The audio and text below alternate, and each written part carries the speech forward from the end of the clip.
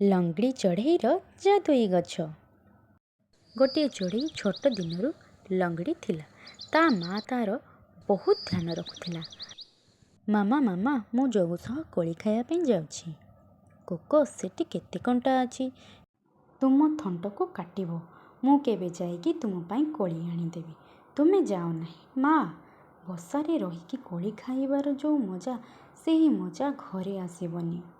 ମୁଁ ଯାଉଛି, ମୋ ଥଣ୍ଟର ଯତ୍ନ ନେବି। ମୋ ସାଙ୍ଗ ଜଗୁ ବାହାରେ ଅଛି। ଏତିକି କହି କୋକୋ ବାହାରକୁ ଚାଲିଗଲା। ଗୁଡ଼ିଆ ତା ବସାରେ ଶୋଇକି ମନେ ମନେ ଭାବୁଛି, କାଶ ମୁଁ ବି ଏମିତି ଉଡ଼ିପାରନ୍ତି କି। ଆଉ ମୋ ଇଚ୍ଛା ଯୁଆଡ଼େ ସେଇଆଡ଼େ ଯାଆନ୍ତି, କିନ୍ତୁ ମୁଁ ତ ଲଙ୍ଗଡ଼ି, ମୁଁ କେମିତି ଯିବି। ଗୁଡ଼ିଆ, ତମେ ବି କୋଳି ଖାଇବ କି? ହଁ ମା, ମୋତେ ବହୁତ ଇଚ୍ଛା ହେଉଛି କୋଳି ଖାଇବାକୁ, ହେଲେ ମୁଁ ତ ଲଙ୍ଗଡ଼ି ନା, ମୁଁ କେମିତି ଯିବି। ତୁମେ ଲଙ୍ଗଡ଼ି ହେଲେ କ'ଣ ହେଲା, ତୁମ ମା ରାନୁ ଅଛି ନା, ଆଜି ମୁଁ ତୁମକୁ କୋଳି ଗଛକୁ ନେଇକି ଯିବି। ତୁମେ ବି ଜଗୁ ଆଉ କୋକୋ ସହ ମିଶିକି କୋଳି ଖାଇବ। ତାପରେ ଗୋଟିଏ ଝୁଡ଼ିରେ ଗୁଡ଼ିଆକୁ ତା ମା କୋଳି ଗଛ ପାଖକୁ ନେଇଗଲା।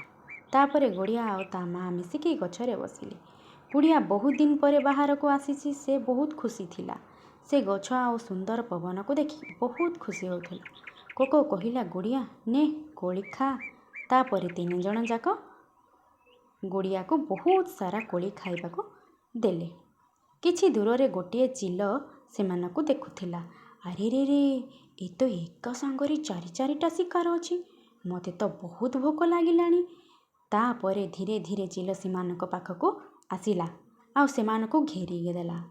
କୋକୋ ଆଉ ଗୁଡ଼ିଆ ଚିଲକୁ ଦେଖି ଡରିଗଲେ ଆଉ ତା ମା ପଛରେ ଲୁଚିଗଲେ। ସମସ୍ତେ ଏମିତି ଛିଡ଼ା ହୁଅ, ଯଦି କିଏ ଯାଅ ତ ତାକୁ ମୁଁ କଞ୍ଚା ଖାଇଦେବି, ମୋତେ ବହୁତ ଭୋକ ହେଉଛି। ନା ନା ଚିଲ ଭାଇ, ଆମକୁ ଯିବାକୁ ଦିଅ, ଆମର ଜୀବନକୁ ଫେରେଇ ଦିଅ, ଛୋଟ ଛୋଟ ପିଲା ଗୁଡ଼ାକ ଏମାନେ। ନା ନା, ଆଜି ମୁଁ ଶିକାର କରିକି ହିଁ ଖାଇବି। ସେଇଠି ଚିଲ ଆଗରେ ଥିଲା। ତାପରେ ଧୀରେ ଧୀରେ ଯୋଗୁ କୋକୋ କାନରେ କହିଲା, କୋକୋ ସାଙ୍ଗ, ଏ ଗୁଡ଼ିଆକୁ ଚିଲ ଆଗରେ ଦେଇଦେବା ଚାଲ। ଏ ତ ଲେଙ୍ଗଡ଼ିଟା, ଇଏ ବଞ୍ଚିଲେ ଲାଭ କ'ଣ ହେବ, କମ୍ ସେ କମ୍ ଆମ ଜୀବନ ତ ବଞ୍ଚିଯିବ। କୋକୋ ତା କଥା ଶୁଣି ସାଙ୍ଗେ ସାଙ୍ଗେ ତା ମାଆକୁ କହିଲା, ମା, ଗୁଡ଼ିଆକୁ ଏଠି ଛାଡ଼ିଦେବା ଚାଲ, ଆମେ ଯିବା ଭାରି, ଆମ ଜୀବନ ବଞ୍ଚାଇବା। ଚିଲ କହିଲା, ହଁ ହଁ, କଥାଟା ଠିକ୍ ତୁମେ କହିଲ, ଲେଙ୍ଗଡ଼ି ଚିଡ଼ିଆକୁ ଦେଇଦିଅ, ମୁଁ ମୋ କାମ ଚଳେଇଦେବି, ତୁମେ ସବୁ ଯାଅ। ଚିଲ ଏତିକି ତ କହିଛି, ତାପରେ ଗୁଡ଼ିଆର ମା ଚିଲକୁ ଠେଲି ଦେଲା। ତାପରେ ଚିଲ ତଳେ ଖସି ପଡ଼ିଲା। ତାପରେ ଗୁଡ଼ିଆର ମା କୋକୋକୁ କହିଲା, କୋକୋ, ଗୁଡ଼ିଆକୁ ଧରିକି ଏଇଠୁ ଯା ଭାରି, ମୁଁ ଏଠି ଚିଲକୁ ଦେଖିବି, ତୁମ ପଛରେ ଯିବାକୁ ଦେବି ନାହିଁ, ଜଲ୍ଦି ଏଠୁ ପଳେଇ ଯାଅ।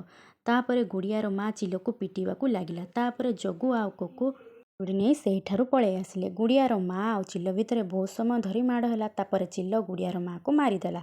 ତାପରେ ଚିଲ କହିଲା, ମରିଗଲା, ଛୋଟ ଚଢ଼େଇଟା ମରିଗଲା, ମସ୍ତ ଲାଗୁଥିଲା। ଏବେ ମୁଁ ତା ମାଂସକୁ ବହୁତ ମଜାରେ ଖାଇବି। ତାପରେ ଗୁଡ଼ିଆ କୋକୋକୁ କହୁଛି, କୋକୋ ଭାଇ, ମା ଏଯାଏ ଘରକୁ ଆସିନି। କୋକୋ କହିଲା, ମାକୁ ଚିଲ ମାରିଦେଲା, ନହେଲେ ସେ ଆସି ସାରନ୍ତାଣି। କ'ଣ ଦରକାର ଥିଲା ମା ଚିଲ ସହିତ ମାଡ଼ ହେବା ପାଇଁ। ଭାଇ, ଯଦି ତମେ ଆଜି ସେଇଠି ନଥାନ୍ତ, ତାହେଲେ ତୁମକୁ ଖାଇ ଦେଇଥାନ୍ତା। ତୁମେ ଏମିତି କ'ଣ ପାଇଁ କହୁଛ? ମୁଁ ତ ଚିଲ ହାତକୁ କେବେ ଆସିନଥାନ୍ତି। ତୁ ସେଇଠି ଥିଲୁ ବୋଲି ସେଇଥିପାଇଁ ମା ଚିଲ ସହିତ ମାଡ଼ ହେଲା। ତୁ ଲଙ୍ଗଡ଼ି ଥିଲୁ ନା, ମା ତୋ ପାଇଁ ମରିଗଲା, ତୋ ପାଇଁ ମା ମରିଗଲା, ଏବେ ତୁ ମୋ ମାର ହତ୍ୟାକାରୀ। ଏସବୁ ଶୁଣି ଗୁଡ଼ିଆ ବହୁତ ମନ ଦୁଃଖ କଲା।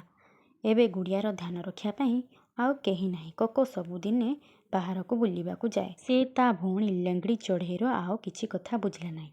ଭାଇ, ସକାଳୁ ଯେ ରାତି ହେଲାଣି, ମୋ ପାଇଁ ତ କାହିଁ କିଛି ଖାଇବା ପାଇଁ ଆଣିଦେଲନି। ଜଙ୍ଗଲରେ ଖାଇବା ଠିକ୍ସେ ଆଉ ମିଳୁନି, ଆଉ ନିଜ ପେଟକୁ ଖାଇବା ମିଳିବା ବହୁତ କଷ୍ଟ ହେଇଗଲାଣି, ଆଉ ତୋ ପାଇଁ ଦାନା କୋଉଠୁ ଆଣିବି। ଏତିକି କହି କୋକୋ ଶୋଇପଡ଼ିଲା। ଗୁଡ଼ିଆକୁ ରାତିଯାକ ନିଦ ଆସିଲା ନାହିଁ। ଯେମିତି ସେମିତି ତା ଦିନ କଟୁଥିଲା। କୋକୋ ବଡ଼ ହେଇଗଲା ଆଉ ସେ ଗୋଟିଏ ସୁନ୍ଦର ଚଢ଼େଇକି ଦେଖିକି ବାହାଘର ହେଇଗଲା। ଭାଇ, ତୁମେ ବାହା ହେଇଗଲ ଆଉ ମୋତେ ଡାକିଲ ନାହିଁ। ମୁଁ ବାହାଘର ହେଇଥାନ୍ତି କି ତୋତେ ଉଠେଇଥାନ୍ତି। ଗୁଡ଼ିଆ କୋକୋର କଥା ଶୁଣି ଚୁପ୍ ହୋଇଗଲା। କୋକୋ ତା ସ୍ତ୍ରୀ ପାଇଁ ମିଠା ମିଠା ଫଳ ଆଣି ଦେଉଥିଲା। ଗୁଡ଼ିଆ ଫଳ ଖାଇବାକୁ ବହୁତ ଇଚ୍ଛା ହେଉଥିଲା। ଭାଉଜ ଭାଉଜ, ମୋତେ ଗୋଟେ ଫଳ ଦିଅ, ମୁଁ ବହୁତ ଦିନ ହେଲା କିଛି ଫଳ ଖାଇନି। ଗୁଡ଼ିଆ ବହୁତ କଷ୍ଟ କଲେ ଯାଇ ଫଳ ମିଳୁଛି, ଆଉ କୋକୋ ଏସବୁ ମୋ ପାଇଁ ଆଣୁଛନ୍ତି। ତୁମ ପାଖରେ ଗୋଟିଏ ଦାନା ଅଛି, ତମେ ତାକୁ ଖାଅ। ଫଳ ଖାଇବ କହୁଛି। କିଛି ଦିନ ପରେ ଗୁଲାବୀ ଚଢ଼େଇ କୋକୋକୁ କହୁଛି, କେହି ବି ଚଢ଼େଇ ତୁମ ଭଉଣୀକୁ ବାହାଘର ହେବ ନାହିଁ। ଆଉ କେତେଦିନ ଆମେ ସେ ଲେଙ୍ଗଡ଼ି କଥା ବୁଝିବା? ଗୁଲାବୀଜୀ, ତ ମୁଁ ଏବେ କ'ଣ କରିବି? ତୁମେ କୁହ। ମୁଁ ତ କହୁଛି ତୁମେ ତାକୁ କେଉଁଠି ଦୂରର ପାହାଡ଼ରେ ଛାଡ଼ି ଦେଇ ଆସ। ସେ ଆଉ ଛୋଟ ଛୁଆ ହେଇନି ଯେ ସେ ତା କଥା ବୁଝିପାରିବନି। କୋକୋ ତା ସ୍ତ୍ରୀ କଥା ମାନିଗଲା ଆଉ ଗୁଡ଼ିଆକୁ ବହୁତ ଦୂର ଜଙ୍ଗଲରେ ଛାଡ଼ିକି ଆସିଲା। ଭାଇ ଭାଇ, ତୁମେ ମୋତେ ଏଠି ଛାଡ଼ି ଦେଇକି କୁଆଡ଼େ ଯାଉଛ? ଭାଇ, କିଛି କହିକି ତ ଯାଅ। ଗୁଡ଼ିଆ, ତୋ କଥା ମୁଁ ସବୁଦିନ ବୁଝିପାରିବି ନାହିଁ। ଆଉ ଆଜିଠାରୁ ତୋର ଆଉ ମୋର କିଛି ସମ୍ପର୍କ ନାହିଁ। ଏମିତି କହି କୋକୋ ସେଠାରୁ ପଳାଇ ଗଲା।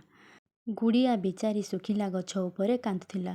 ସେ କୁଆଡ଼େ ଯାଇପାରୁନଥିଲା କି ତା ପାଇଁ କେହି ଦାନା ଆଣିଦେଇ ନଥିଲେ।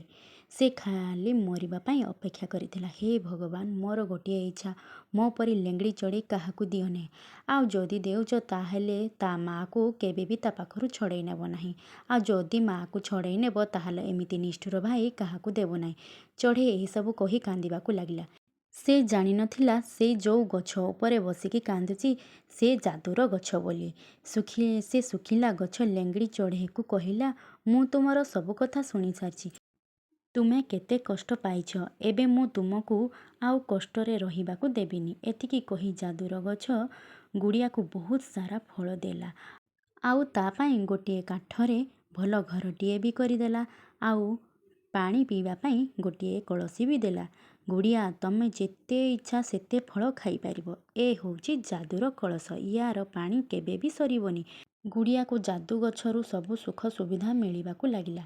ଗୁଡ଼ିଆର ସେ ଯାଦୁ ଗଛରେ ବହୁତ ଭଲସେ ରହୁଥିଲା। ସେ ବାଟରେ ଯାଉଥିବା ଚଢ଼େଇମାନଙ୍କୁ ବି ଫଳ ଦେଉଥିଲା।